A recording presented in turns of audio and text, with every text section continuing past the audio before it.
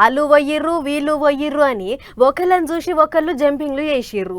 కొంతమంది వాళ్ళంతల వాళ్ళే వొయ్యిర్రు. ఇంతమందిని పార్టీయోళ్ళే ఇగుకుర్రు. అబ్బా! అధికార పార్టీల రద్దు లేకుండా ఉండొచ్చు 5 ఏండ్లు అని అనుకుర్రు. కానీ 3 నెలల సంబరం అన్నట్టే అయితున్నదట పార్టీ మారిన ఎమ్మెల్యేల పరిస్థితి. నోటీసులు ఇచ్చేటాళ్లకు పెద్ద పరిశాలనే పడ్డరు అని అనుకుంటుర్రు అందరూ. చూడుర్రి. ఉన్న పార్టీని ఇడిచిపెట్టి ఉరుక్కుంటూ పోయి చెల్లబట్ట మార్చుకున్నోళ్ళు అందరూ ఇప్పుడు లేందో కంపెనీ ఎత్తికి చుట్టుకున్నాం అయ్యేందబ్బా అని పరిశానలు పడ్డారట. గదే కారు పార్టీలకేంచి పార్టీలకు జంపింగులు చేసిన 10 మంది ఎమ్మెల్యేలకు నోటీసులు ఇచ్చిండ్రు కదా, దాని మీద ఇప్పుడు తీరొక్క తీరులో నడుస్తున్నాయి ముచ్చట్లు. పార్టీ మారిన 10 మంది ఎమ్మెల్యేలు అందరు ఒక్క కాడ కూడి మాట ముచ్చట్లు చేసుకోవాలని చూస్తున్నారట.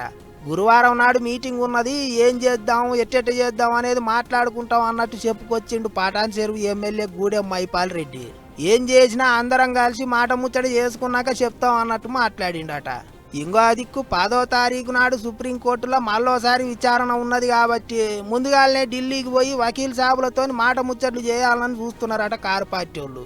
ఎట్టనన్నా చేసి 10 మంది ఎమ్మెల్యేల మీద ఏటు పడేటట్టు చేయాలని చూస్తున్నారట.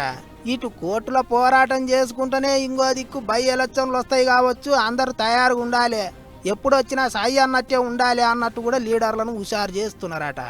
ఇటు చూస్తేనేమో బై ఎలక్షన్లు లేవు, ఏమి లేవు, కలలుగా అంటారు అన్నట్టు మాట్లాడుతుండ్రు పార్టీ లీడర్లు.